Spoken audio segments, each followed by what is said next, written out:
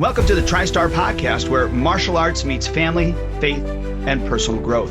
Join Professor Brumitt and Professor Beane as they share stories from the mat, lessons from life, and tools to help you and your family live like black belts on and off the mat. It's time to train the body, sharpen the mind, and strengthen the spirit right here on the TriStar Podcast.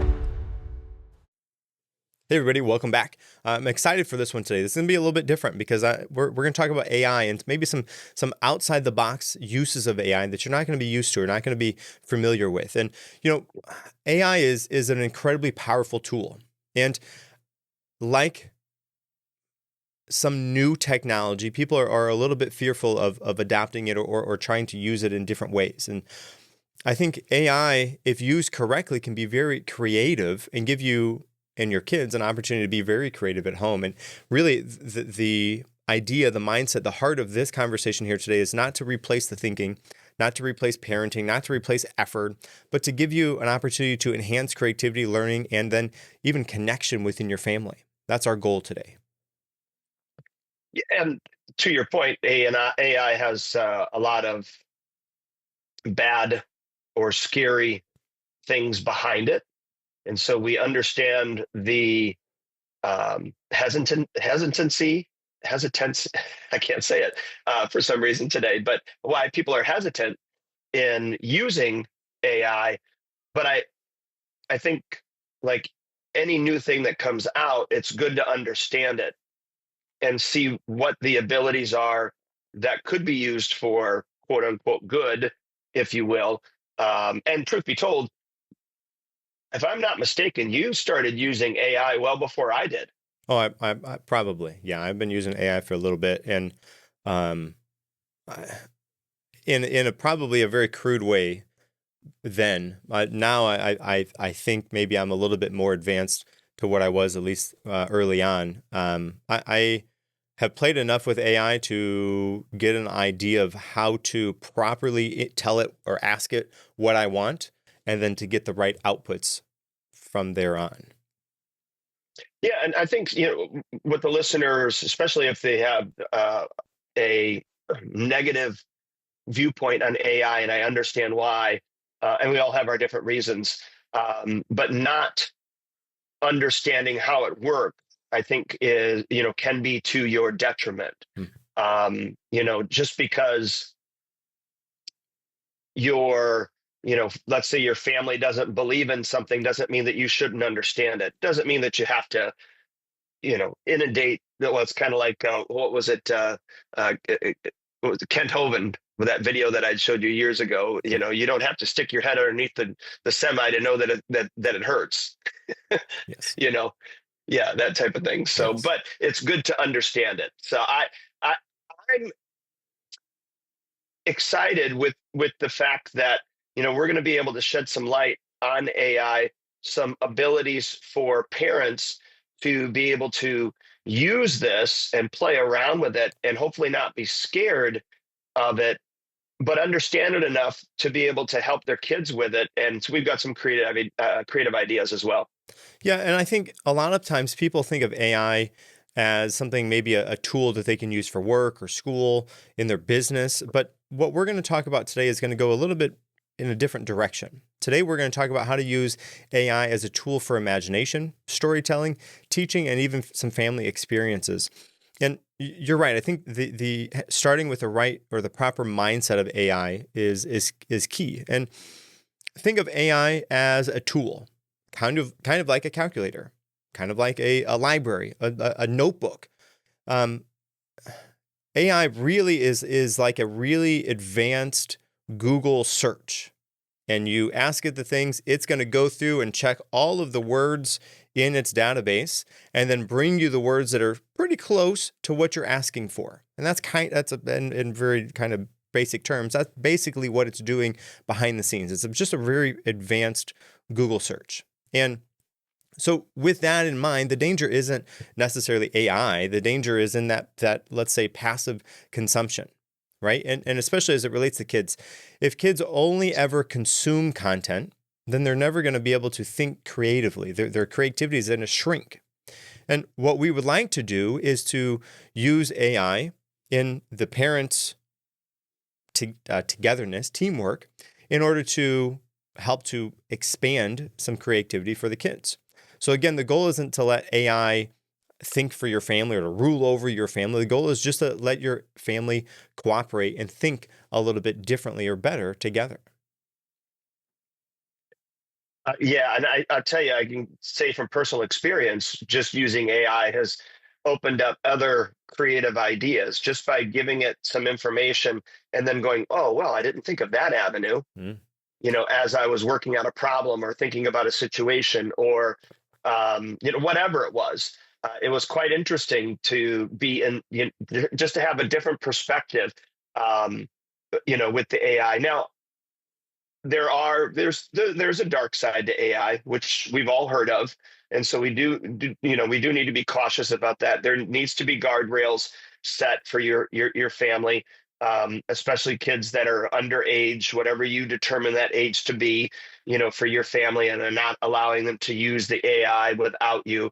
But and I'm going to say this name, but let me unplug it right now before I say it, because I have Alexa, so I just had to unplug it before it went off. But Alexa was kind of like an AI program, or to your point, another Google search when it came out, and people were scared of that. And now even Alexa has an AI component along with it. So it's something that's not going away. We just need to make sure that we have the right guardrails as we move forward with this.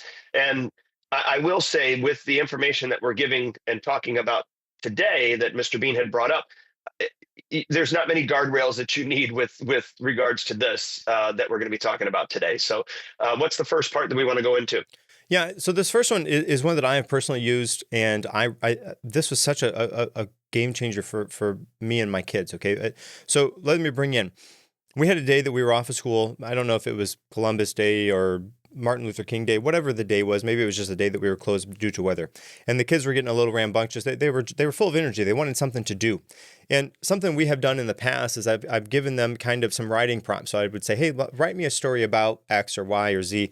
But I only have so many of those that are in me before I've used all of them.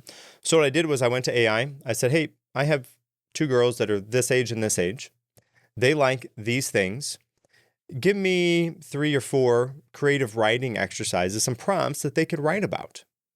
And then I listed them off. I brought my kids over. Hey, listen, I want you to write me a story, but listen, these stories are going to be a little bit different. I want you to write me a story about, I just read what it said. And then I read what it said. Okay, hey, which one would you like to do? Oh, I want this one. Okay, great. Oh, I want this one. Okay, great. So they went in different directions, the different stories. They went and wrote their stories. They spent maybe 10, 15 minutes on it. They needed a little bit of nudging and some helping with some storylines along the way, and I was happy to assist them in that.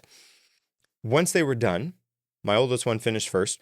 She brought the story to me, and I had her read it to me. It was wonderful. She went in all kinds of different details. It was so good. In fact, it was so good that I brought her out here. This is in my garage. If you didn't know, this is in my garage where my studio is, and I had her tell it to the camera. And I'll have that video.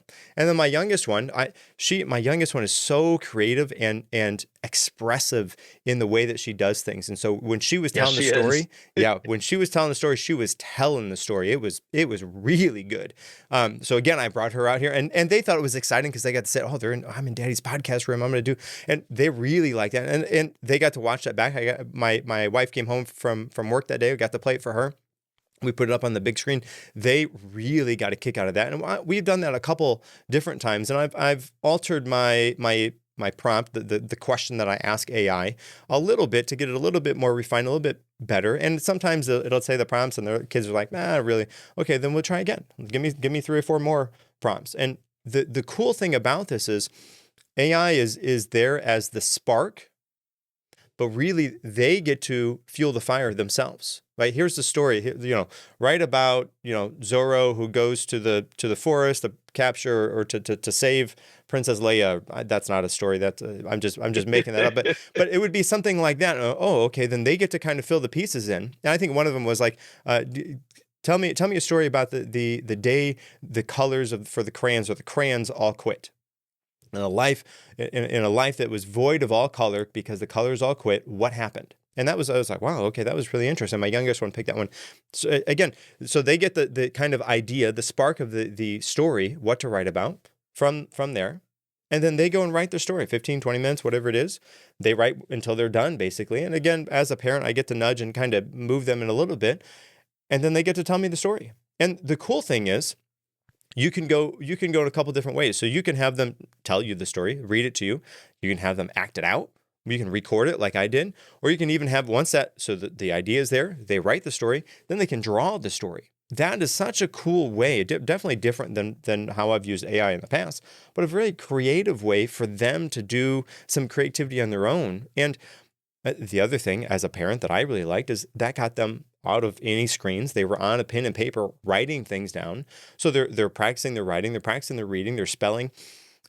So many different things that were built into that one thing. And listen, my kids, when we have days off, they really like doing this. They ask for a story. So that's something we do all the time. And that's a cool family opportunity, a tradition, I guess you could say, that we've built in.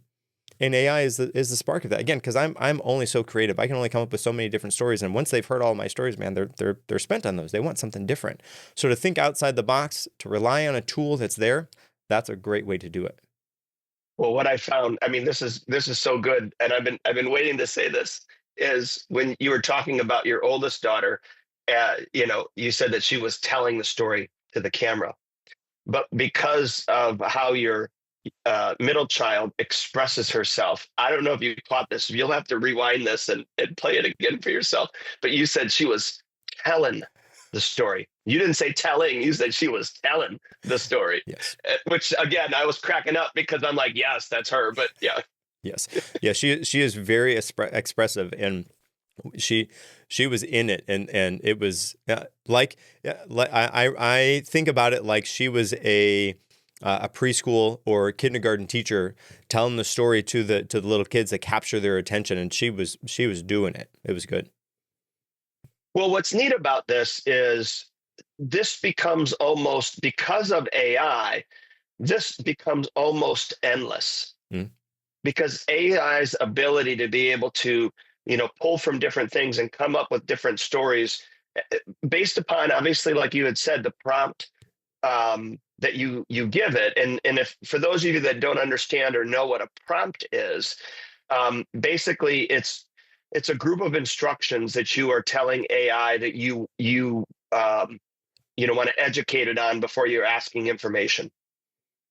That's the basic term. So like, Mr. Beane had said, I have, girls around this age and this age, this is what their likes and interests are, help me come up with a, 3 different creative stories that that they can use, or, that type of thing. So that prompt is important. And then there is a learning curve for those of you that have never used AI before, coming up with writing prompts. But the only way that you're going to do it is just by getting in and doing it.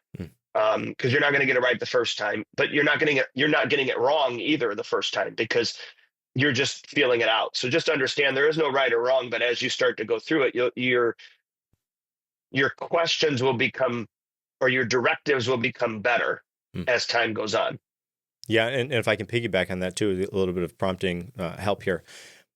The more specific and detailed instructions you can give it, the better it's going to be able to fulfill on that role. Like if you just say, hey, give me a story for my kids, it's not going to know enough about what you're asking it to be able to do it very well. But the more information that you can give it on the question side, the prompt, the better the answer is going to be. So if you give it 2 or 3 words, you're going to get, it's not going to be 2 or 3 words, but you're not going to get a very detailed response back. So the better or more information you can give it, and you can even say, act like a highly revered storyteller, or, like you can tell it a role to assume, it'll assume that role, and then it'll fulfill your task as that role, which is another, maybe that's a little bit more advanced. And as I'm thinking about this, another way that you could do this. So bedtime is another, I think, a creative use for this, because you can have your kids give you ideas about a bedtime story, who the characters are, And then say, AI, write me a story about Sam and John who go down to fetch a bale of water. I'm not really, again, I'm not very creative on these. So the kids would be much better at telling you, what the story is. But so anyways, you tell it the kind of key points of the story and say, hey, write me a bedtime story that's geared towards a 9 and 7-year-old. Pow. And you could even say that you could even say that it's only 3 minutes in length, or 2 minutes in length, or 1 minute in length, and then on top of that you could say, and give me 3 questions to ask my kid about the story afterwards. You could be that specific. And just so that everybody knows, full transparency, our Tuesday and Thursday emails that go out to you with regards to our character champion stories that reinforce our word of the month and our I am statements, that's what we do is we feed our AI program. We teach our AI program what the word of the month is. We also give our AI program what the mat chats are that we're talking to the kids about. And then we have it create stories that correspond with those things. So we're just inundating your child with the word of the month. So at least Tuesdays and Thursdays, you already have stories that you could be utilizing if you're a TriStar parent. But beyond that, you could, like what Mr. Beane is saying, is you could create your own family stories as well.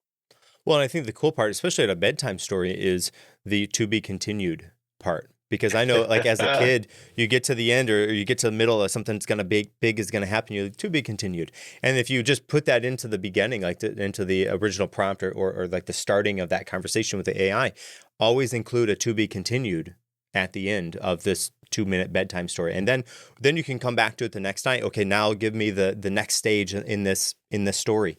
And then you can go on and continue that story. Maybe it's a week-long story, maybe it's a month-long story, depending on however you want to do it with the kids. But the cool thing is that to be continued, because that gives them a sense of anticipation, the sense of, oh man, I got to wait till tomorrow to find out what the thing is. And maybe as the parent, that's the spark for you. And then you can fill in the story the next day. Right, to bring it into some creativity. The AI can give you like the beginning, the bones of the story, and maybe the first leg of the story, and then you can kind of fill in the middle, and then come back to it to the end, or you can finish it on your own. Again, because we want to use this as a tool to come alongside to help us in these things. As a parent, I'm only so creative with these things. My stories are about Zorro and going Princess down Leia. Yeah, and going down the fetch a pail of water. Like my stories are not very creative. Now, there are a slew of books that you could read to the kids. Yes.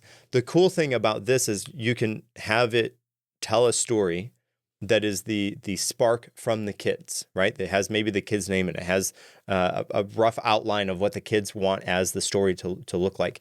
And then they get to kind of be in control for how the story starts. The AI does the work of compiling the story in such a story type of way, and then you get to tell the story. So it's through your voice, sort of like a small little book, sort of. Sure. So let's kind of swing into, like family night, where there's, the game night type idea that you have as family. I know some families, they have family night on Fridays or Saturdays, or Sunday is their family day or whatever. But there's some creative opportunities with AI with that as well, correct? Yeah. So okay, let's think about trivia. Trivia I think is a cool way to do this. You can have AI say, listen, you are going to be so you're going to give it a role, start at the very top to say, hey, listen, I need you to act as my family trivia expert. We like history, or insert whatever the thing is that you and your family like, Bible trivia, or whatever that thing is. And then just say, hey, listen, give us 5 or 10 trivia questions that we can ask each other as a family. Pow, it does that.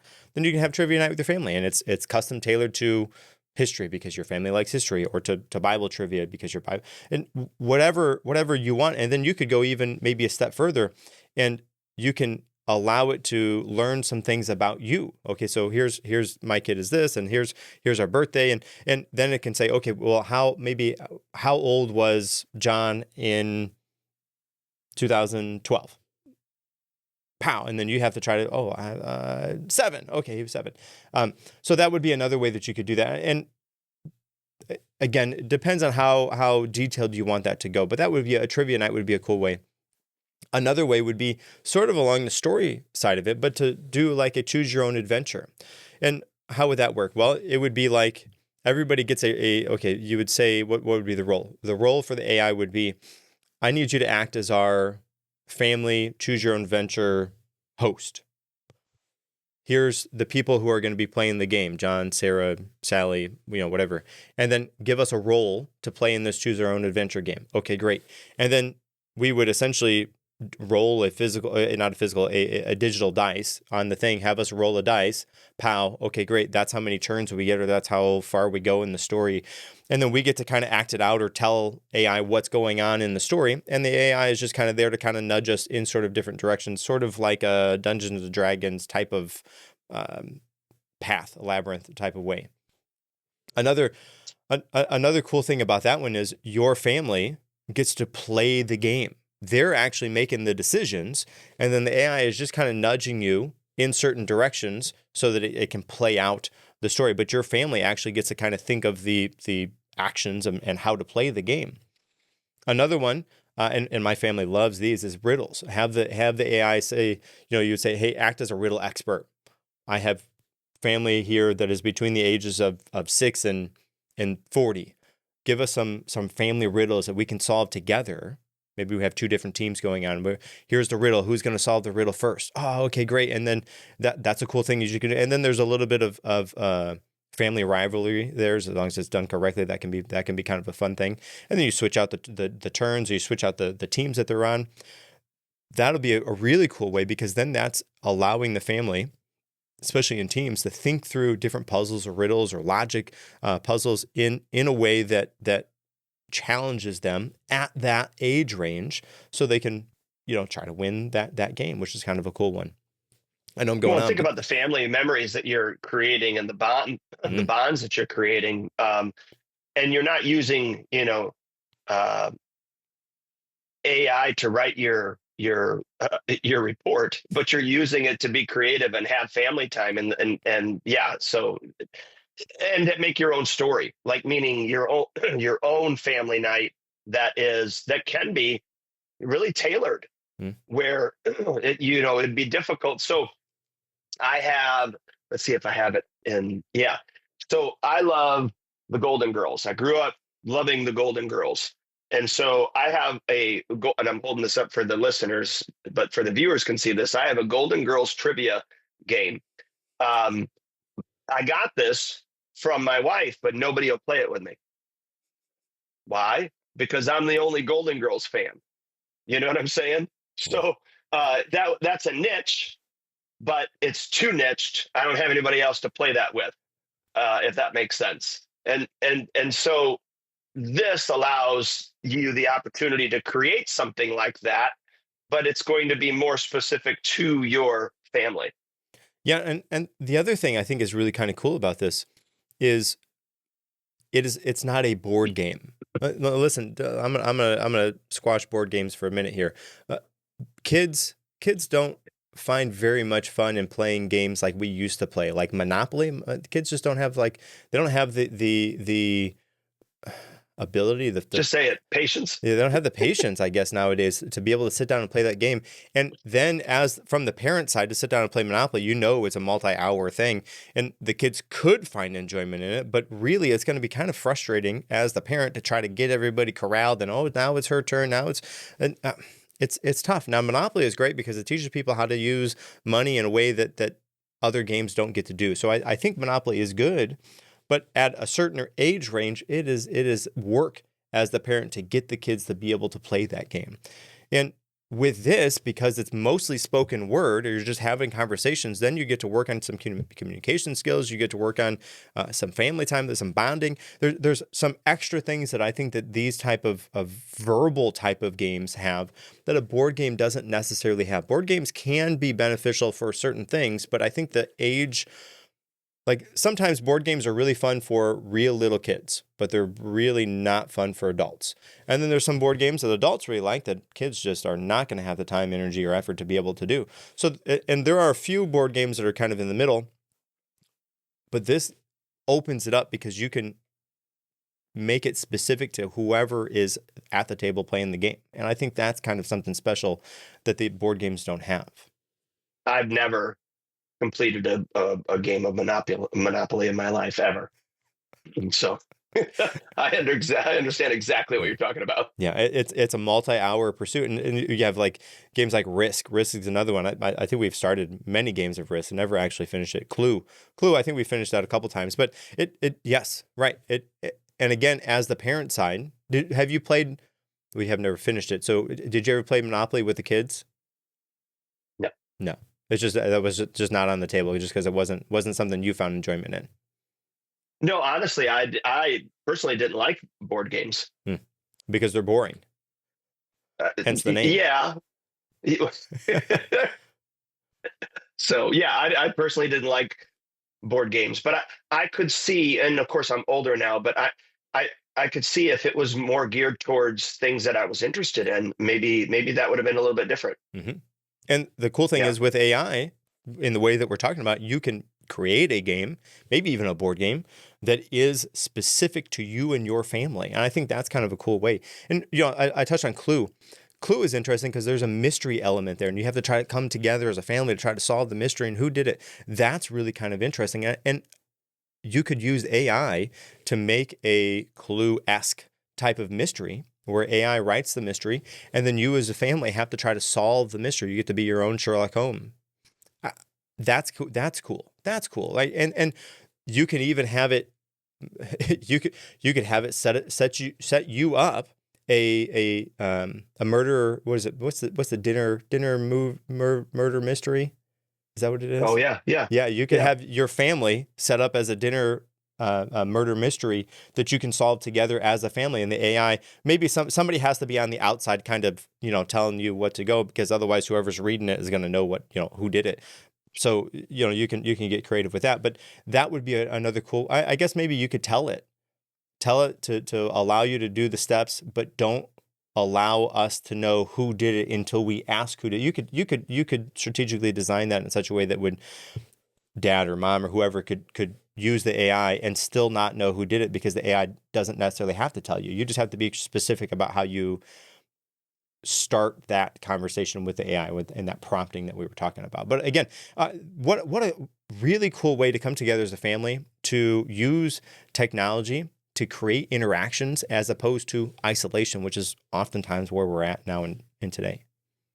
Well, the neat thing is, you come up with your own game for your family, and then, there's another thing that your family can then make the pieces for the board game. You get cardboard, you cut it out, you make it would be, something as generic as possible, but the kids would have a blast, putting something together like that and having the cardboard and drawing that would be pretty neat. Like, I'd never thought about that until now. That I'm thinking, okay, I got my granddaughter. Maybe we could come up with something, some sort of, board game or whatever. And then I was thinking too, you could get as sophisticated as, if you're creating your own game or board game or whatever, if you have a 3D printer, you could print out, the things that would be a little bit more advanced, but heck, you could do that. And then now you have your own family game. That's exactly the next step that I was going to say, is if you have a 3D printer, you can come together as a family, kind of design the pieces, again, still kind of crudely,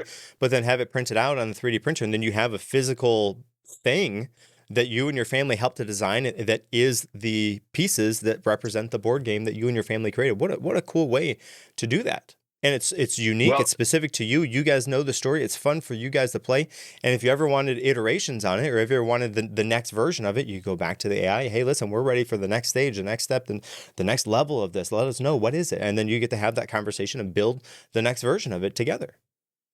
Right. And that, so saying now the kids are X age instead of Y age, and so they're older, so we need the next version. Yeah. The only thing I was thinking about, and of course I'm in this stage of my life, is, if you only had one board game that you and your family played, it was the one that you created together. There's going to be so many memories behind it. Who gets that in the will? Like that would be the, I mean, that of course that's a high class problem, but Well, I think my brain went easy. there. I got an easy solve for it. When it comes time that they become of age, that they have a family of their own, or they get to move out on their own, then you get to recreate that for that new version of their family, and they have their There you own. You go. have your core one that stays at mom or dad's house, but the kids have their own version that works for them and their family, and they can say, "Hey, listen, I played this game with grandma and grandpa." Listen, and then if you ever, the grandkids, whatever, come over, then you can play the original version that the kids played way back when together as a bigger family. So that's an easy problem to solve. No problem. Easy. Okay. All right. I just had to bring that in. Yes. Now, okay, so AI is interesting in the thing that you can ask it questions, right? We've all had a 3-year-old. Probably most of us have had a 3-year-old at some point in time, and they ask, "What is this? Why? What can I do? How can I?" All kinds of questions. And at some point, as the parent, we get a little bit shorter with our answers, maybe than we wish we would have, just because we can only answer the same question so many different times in so many different ways. Again, that's that. We're finite in that creativity there. However, with AI, it can ask a question, or it can be asked the question and then continue giving answers on and on and on and on and on, almost indefinitely, and it's not going to get mad. It's not going to get frustrated. It's not going to deviate too far from what the question was. Now, the hard part is, as it stands right now, and this is some of the guardrails that we talked about earlier, as it stands right now, the AI is trained by other people, other corporations, and the likelihood of AI, depending on the question that you ask it, dictating or allowing you to come to a certain conclusion based on its design is high right now. We don't have, I don't think, a true open, free source of AI where it can actually give us a more true answer. Most of them nowadays are trained by some corporation, so we're going to get kind of a corporate answer depending on how far down the path we want to go. And I say that because I think it's interesting to ask AI a question and then continue asking it. Like, let's say you have a topic that you want to learn about. I want to learn about blank. Okay, great. Then you can ask AI the question. You can use that as an opportunity to learn collaboratively with AI, go back and forth to continue asking questions. Oh, that's interesting. Well, how about this? Or even have a debate with AI back and forth. And the cool thing about that is so debates are interesting because most of the time that means you're getting to sometimes an argumentative state sometimes with the other person. And on some occasions, I think that's beneficial to do. I have done a handful of debates with AI on purpose because I like to do debates, and sometimes, again, people get mad at you when you debate them, so whatever. But I've done debates with AI, and that's kind of a cool game to play. And then you can have it go X number of back and forths and say, okay, great. Based on where we're at in the conversation, based on where we're at in the debate, what side is winning? Am I winning? Is the AI winning? And then that's a cool game that you can play. But I say all this because AI can help to explain things in ways that we don't necessarily know how to explain. I'll give you, for instance, on this, and this goes with that learning. It was Christmas time. There was a show on TV. It was like doing the history of the Christmas trees, and it got to like the most expensive Christmas tree. And I think it was $5 million or something crazy. Like, it was just wild for a Christmas tree. My 9-year-old was like, well, that's a lot. Okay, well, they're all a lot to her because she doesn't know what that means. And so I asked AI to give me a way that I can explain million to my 9-year-old. I said, hey, listen, I have 9-year-old. We're learning about millions right now. Can you break it down for me so that I can help her to understand how much million actually is? And so we broke it down in such a way that she could understand it. We went back and forth.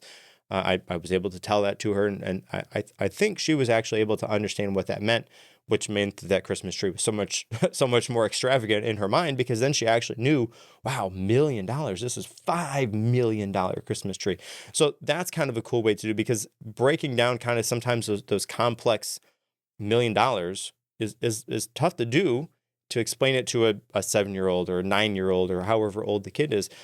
But if you can do that, then that can help them to understand that at a different level than we would otherwise know how to do. Yeah, I agree. And this reminds me of some frustrations in the beginning of my teaching of martial arts, where when some kids weren't able to pick it up, and I had Is that others that me? were able to pick up. No, they no, but I was frustrated that they weren't getting it, and even to the point where I was in my head saying, there's something wrong with that kid. Like, it's not me. Of course, it's not me, because all these other kids are picking it up, but these 5 kids aren't picking it up.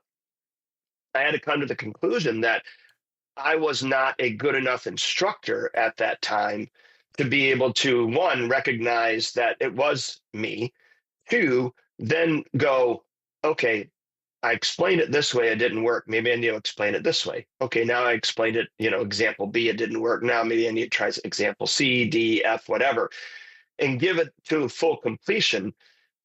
When I came to that conclusion, of course, my teaching abilities went a lot higher. But what was more important was the fact that my students were able to catch on to the information, especially the ones that weren't in the beginning, because I was only maybe teaching it one way or two ways as opposed to 10 different ways. And so that kind of brings that to light, is when you don't understand something, or when you do understand something, but you are not able to explain it to somebody and they don't understand it. It's not because they don't understand it. Generally, it's because you don't know how to explain it in a way that they're able to pick it up. And what you did was a perfect example of that. And by doing that, that relieves a lot of frustration from the parent. Well, and it also gives you some common ground that you can do with your kids, because probably like in $1,000,000, I mean, I'm not a millionaire. I don't know what $1,000,000 actually looks like or is like. So to properly explain that to her, it was difficult for me to do, because it's difficult for me to kind of conceptualize what $1,000,000, it's a vast sum of whatever it is, whether it's dollars or gold crayons or whatever it is. That helped so that we had a commonality, so we could kind of learn that together, but I can help to allow her to learn it in a way that makes sense to her. So I think that using AI in that way, where it is using analogies that kids actually understand, is very helpful, because okay, so this is like a complex type of idea, whatever that thing is that you're breaking down for them, they can understand that idea. If they can understand that idea, then they can go and utilize that idea, or they can put that into action, or they can conceptualize it, and where the other kids maybe that are at their age don't yet know how to do that. So that could perhaps give them a leg up on whatever it is moving forward. I think that's a really interesting thing. And another way that you could do this is, let's say your kids are having a topic or a conversation about science, or the topic is maybe it's a math problem or something. You can have the AI break it down and explain it like they were a cartoon, or to use metaphors again that they would understand. You could even, as you're preparing, as the kids get maybe a little bit older than the kind of 7, 8, 9 type of range, you move into like the teen and tween type of age. You can have the AI come up with quizzes or topics for focus to study for the test, right? Say, hey, listen, I'm going to have a test on XYZ ABC. Here's the kind of information we've been going over. This is how tests and quizzes have looked in the past. Design some practice tests that I can take for the next quiz or the next test that is going to happen. And then that's more practice that you can have in that area. The more practice you have in that area, the better it's going to be. Now, it's not probably going to give you exactly word for word what I understand that, but what it's going to do is it's going to give you an opportunity to practice that information in a way that otherwise you would have to do for yourself. I can remember way back in the day, we'd have to make flashcards and go through the flashcards over and over again. And then even sometimes in classes, the teachers would have us come up with our own, we wouldn't do a full thing, but we would do quiz questions. And then we would kind of pass it to our neighbor, and our neighbor would have to answer our question based on whatever the topic was. And that was kind of something that was interesting. And it's along these ideas, but come up with one question is not too bad, but to come up with 15 or 20 that is helping you practice and prepare for that test that's going to come up that you want to pass. That is something that AI, I think, can really do pretty well as long as you ask it the right question and give it enough information to do so. And also to take it like a different level too, along with this is if you know what your child's strongest learning style is. Mm. So, for instance, I'm an auditory learner when it comes to like reading comprehension. So if I read something, I'm going to forget what I read. But when I really want to know something, I listen to it first, and then I go back and read it. And by doing that, I remember it. And so in school for me, if all the books would have been in auditory form, of course, when the teacher was teaching examples, that was auditory, so that was good for me. But the information for me, if it would have been in an auditory fashion, it would have been helpful. And so I could see, a parent feeding in the right prompts, saying that, my child is learning X, Y, and Z, and they're, a visual, creative learner. So let's take this concept and put it into a cartoon. Like, oh my gosh, I could see that making a huge difference. And so what? They're reading a comic book because it's a cartoon, right? But they're reading a comic book, yet they're learning, the principles of X, Y, and Z. And they're not only learning it, they're actually comprehending it and understanding it better because it's been presented in a way that their mind actually works. So this is powerful. Well, and I think the cool thing about this is the best learning feels like discovery, not homework. And by doing it like this, where it's specific and detailed for your kid, then they get to discover this information as opposed to do homework and answer. Like, yeah, sure, you could go down that route and AI could do that. But like you said, you can also have it make a comic book for you. And then you're reading the little quote bubbles that is actually facilitating the learning, but it's in a cartoon type of way. What a cool way to discover that information in such a way that will click and work for your kid because it's given to them in the way that they learn best. Yes. Yeah, that's exciting. Like I'm thinking, man, I would have I would have fared a little bit better in school had I had that information. But on the other aspect, I think I would have probably had cheated a few times before I got caught and used AI as well. So Yeah. Well, fair enough. And I think there's a number of kids and students that are in that boat right now anyways. Now, yeah. the next step that we have here is emotional intelligence and some communication practice.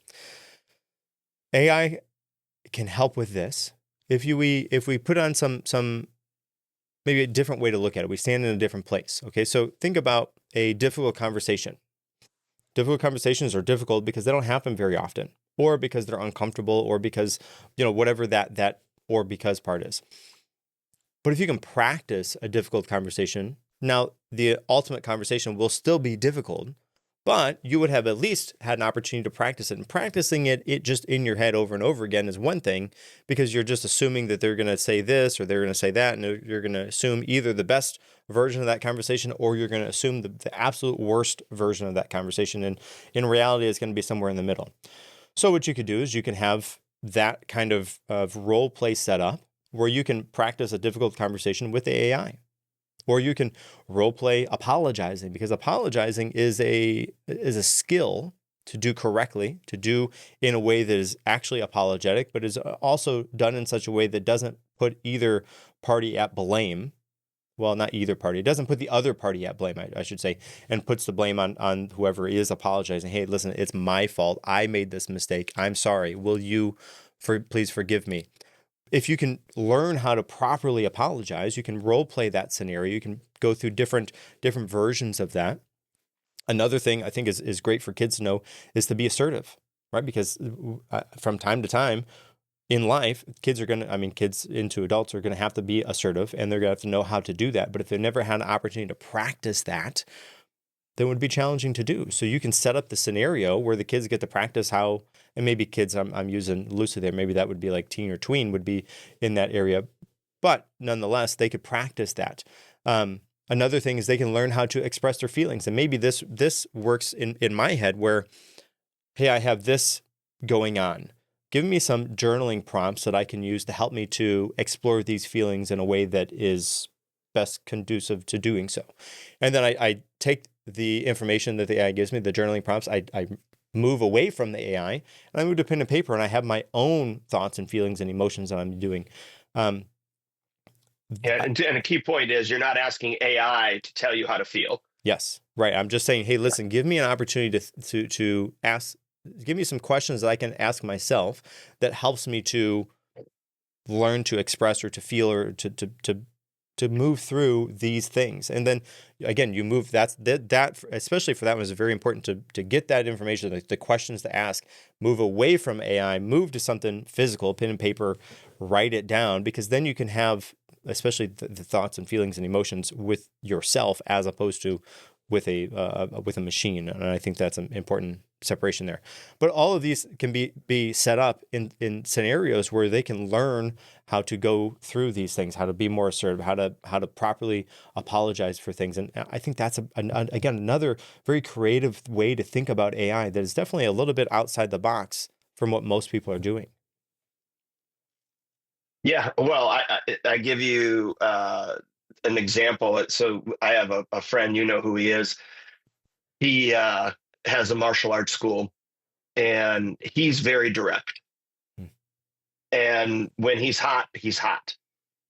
And since AI, because I had mentioned to him that he probably should take some of these messages and emails and filter it through AI before he sends them out to certain people.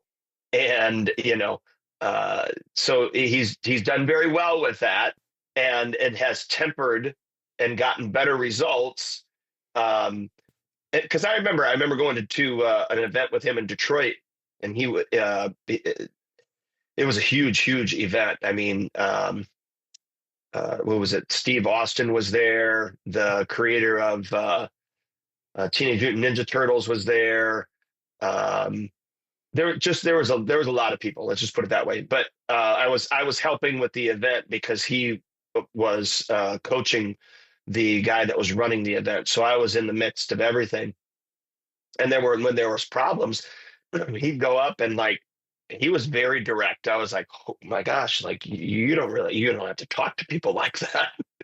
I mean, that's how direct he is. So that AI has helped him be less direct, but yet still get the point across.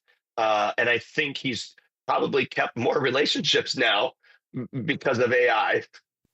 Tactful, I think, would be the term that I would fill in there. It allows him to be more tactful. Yes. Yeah.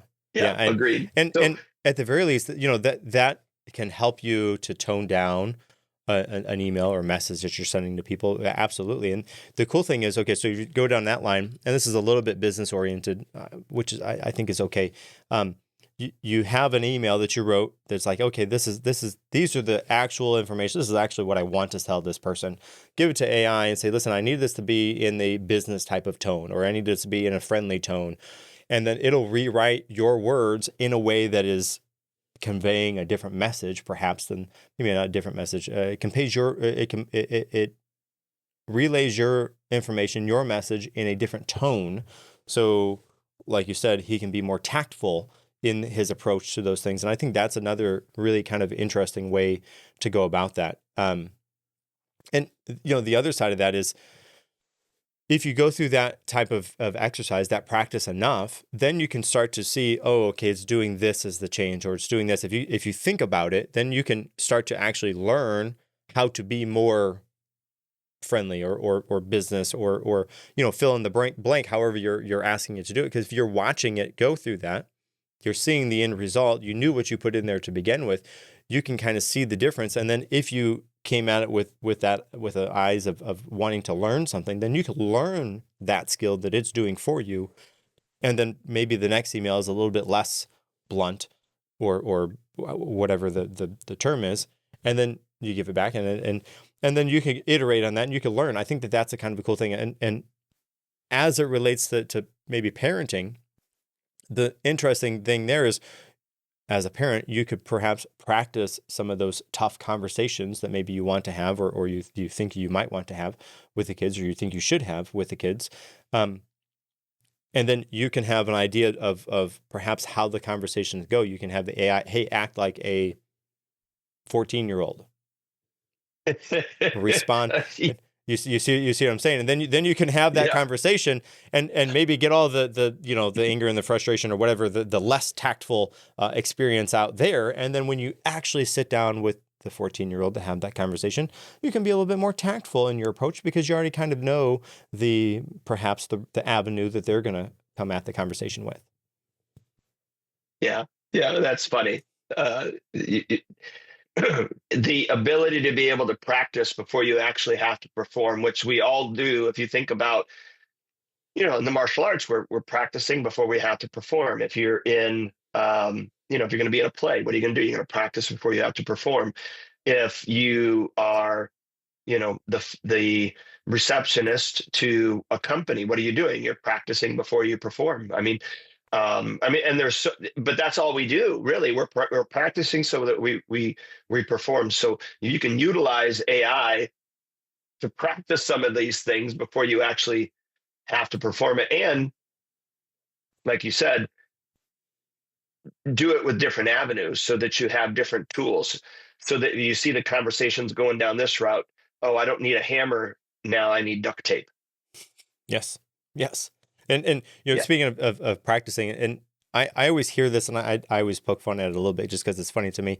When people are practicing for a play, they often say they have play practice.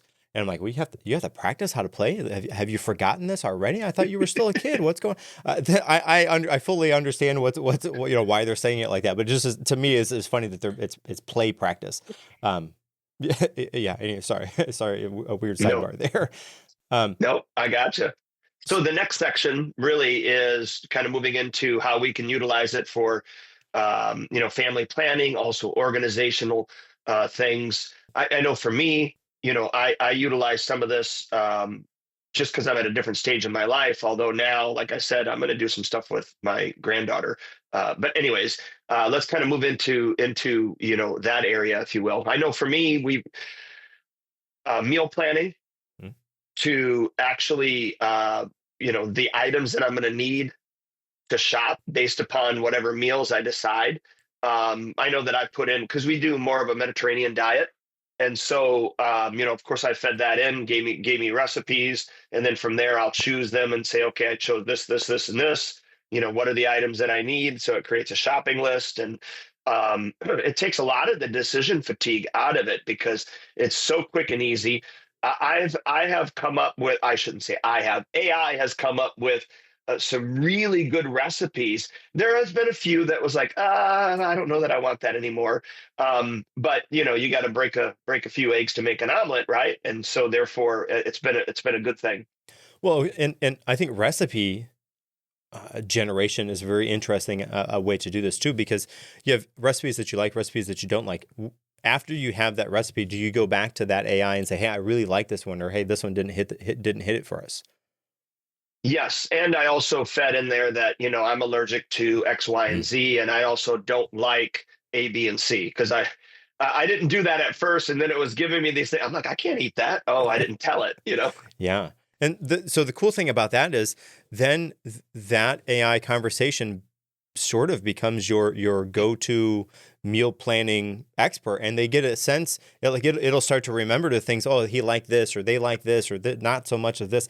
And then it will kind of shape and give you things that you like more of and less of things that you don't like. That's a really interesting way. And people pay, like I'm sure people that have lots and lots of money, they will pay somebody to be their chef or to be the person where they're getting the recipes from. Or we will go out and buy a book that has all kinds of recipes in it. And out of that book of recipes, maybe 3 or 4 hit with the family and the rest of them are duds. Or they're like, the mediocre at best. Okay, great. You can't go back and you're not going to call, hey, I'm going to call this author and say, hey, listen, you're three of these hit for me. The rest are no good. Bye. Thanks. Give me my money back. It's not going to happen. But if you go to the AI, you can have that personalized for you and your family, and it will continue to give you things that you like, things that you don't like. And it's also kind of a cool way to try some things that you have never heard of before, to create dishes that you've never heard of before. I think that is a really, really interesting way. One way that I've done that with my family in the past is, because of my work schedule and my wife's work schedule, crock pots are sometimes our go-to, meal cooker. And so and there's only so many different ways that you can cook X in the crock pot. So to have AI say, hey, listen, here's my method of cooking. Here's the type of dishes that we like. Plan my meal for tonight, or give me an idea of what, and then you can have it do that. And it gives you really, again, some of them have not been super great, but some of them are really amazing. And like we have done multiple times, and we've shared it with other relatives in the family, because they've had it, like, wow, that was delicious. I want the recipe for that. Oh, okay, great. Yeah, I'll go and print it out for you. Like, I didn't make this. I got it from AI. Did it for us. And some of them are really, really delicious. And we wouldn't have otherwise been able to do that. Or you have to search through on Pinterest or Google, or, wherever the recipes are coming from. And that takes time, energy, and effort to do. And we don't, as parents, sometimes, man, it's enough time, energy, and effort for us to just like eat the food, let alone to go through the process of researching and finding, and let's just cook a pizza. We're done. I don't have the time for this. So in order to have an actual good, maybe healthy, well-cooked meal for you and your family that's a little bit different than, something you've had a million times before, that's a really cool way to do that. We did that for a little bit. And I do want to go more in depth for this, because I think that AI can be really helpful in some planning and organization. So we talked about meal planning. Yes, absolutely. How about you touched on this as well, but making sure that you have the right ingredients for that meal plan that it gave you. Yes, absolutely. That's another good one. How about a weekly schedule, right? My kids are going here and they got karate on this day, and I got to make sure we go to church on this day, and wow, you look, it takes so long to get these schedules right. Okay, great. Here's what we have this week going on. Give me the weekly schedule for, okay, great, done. Pow. Oh, wow. Okay. A chore chart, right? You have chores have to get done. You have, you're assigning these things to the family. Okay. Give me a weekly chore chart. Great. A goal for your family. Now, this one, I think, really takes a lot of input for you as the family, or mom and dad in the family. These are the things that we want to do. These are the steps that I want my kids to be able to step into, the shoes I want my kids to be able to step into. They're this age and this age. How far away are they from being able to do X? How far away from, and what are some things that I can get them to do that will help them to end up to be able to do X, right? That would be another way to do that. I know so many people that use AI for vacation planning, right? They're at wherever, and sometimes they do it when they're there and say, hey, listen, I ended up in Detroit because, the plane was, there's an overlay here and I'm going to be here for 24 hours. What can I do? It's October. What are the events? And it'll go online, it'll search these things and they give it back to you. Or you can do it from, on the onset before you are actually in the process, or while you're in the process of actually planning what that family vacation is going to look like for you. It can generate some ideas and some places. Of course, you have to make sure those things are actually real and they're there and you can actually do them and they work for your family because of scheduling things. But that's another idea generator for those. And I know I can attest to. Yeah, I can attest to that. Yeah, no, I can totally attest to that. We've used that many times, that we were going to be in a space for this length of time. This is where we're staying. Here's the address of the place that we're staying, what's around, within, 20 minutes of where we're at, and, here's the events that we're doing. So we're only available from this time to this time, and it gave back, I've used it numerous times. And there was things that had come up that I had not heard of. And I was like, oh, that's interesting. Oh, and then we went and did some of them and they fit. Yeah. And the cool thing about this is, instead of the parents carrying all of the mental load alone for these things, you can use AI as that tool, and it can help you to turn those planning things into maybe a shared activity between you and your family, or to at least offload some of the work to a tool that can do this in the way that you ask it to do it, and they give you the answers back. You can choose to go with what the AI says to do, or you can choose, oh man, that was useless. Okay, great. Then you move to the next thing. And the time that you take to ask it the questions, like Google asking it the question is going to give you some sort of an answer, is pretty minimal. The time it would take to Yeah, especially actually, compared to the results. Yeah. yeah, right. The time it would actually take to go and do these things physically is tremendous. So if you ask the AI to do it and it does it, and it's like, oh, actually, yeah, let's try that. Or it's going to say whatever, and you're going to be like, oh, that's not it. So then you go do it yourself anyways, which is what you were going to do anyway. So either you can have it come alongside and help you with this, and it gives you a answer that you like, and you go with it, or it doesn't, and you do it the way that you were going to do it anyways. It's just another opportunity to have an idea. And I think that mental load offload is the benefit for using this as a family. And we talked about so many different ways today, and I know we're going to be closing here real soon. I hope that AI maybe is a little bit less scary for you. I hope that AI can be a tool, or that you can see it as a tool that can be used to be helpful as opposed to harmful, and also as a tool that can be used to spark creativity and spark activity as opposed to, doing all the work for you and your family, but a tool that can offload some of that mental load so that you have more time to spend together as a family, making memories, playing games with the family. Because I think really that's the key. That's going to be the things that the kids are going to remember. And if you are doing laundry or dishes or the meal planning or whatever that thing is, and you don't have time to do those perhaps also are going to be the things that the kids will remember. So you can choose your own adventure there to bring that back. Yeah. Well, you're never going to regret spending time with your kids. Mm-hmm. You just won't. Yes. I can tell you that, if we had to do it all over again, even my wife, Debbie, she would say she would have let the house be dirty. And not that we would live in filth, but just like it was a priority to keep things picked up. And so much, we would have just let some other things fall to the wayside to spend more time, because you never, ever, ever are going to get that back. So if this can replace and give you some time back, time to spend with your kids, mental, I was going to say the mental power to be able to be with your kids, because sometimes as parents, we have so many things that we're thinking of. We have that decision fatigue. But if you can use this to help you and take some of that fatigue away, now you have some more mental power left for your kids. And as bad as that sounds, it is true that you only have a certain amount of bandwidth. So if you can save some of that for your kids and utilize it, then go for it. I mean, it's a good thing. Yeah. And, listen, if you feel up to it, I would like to challenge you this week to pick one of these uses for AI that we talked about today and try it. Try it. Maybe you and your spouse try it before you invite the kids in to join you with this. But try it, test it, see what it's like, see how it does. Interact with it a little bit. And then, if it works, then you can try one of these things with your family. Again, have it create some ideas for your kids to write about, or to start to make that family game for yourself. Again, the whole thing is to come together as a family, to interact together as a family, to have those conversations, to have those memories. Have AI maybe be the spark to create that, or offload some complex things that you're doing that the AI probably could do just as well, or maybe a little bit less than you. But then again, that frees you up to make those memories with the family. Listen, if you use any of this and you're at the studio specifically, let us know, because you may come up with something that we didn't think of as well. So please share it with us as well, and share and like our podcast, if you will. Share it with other people.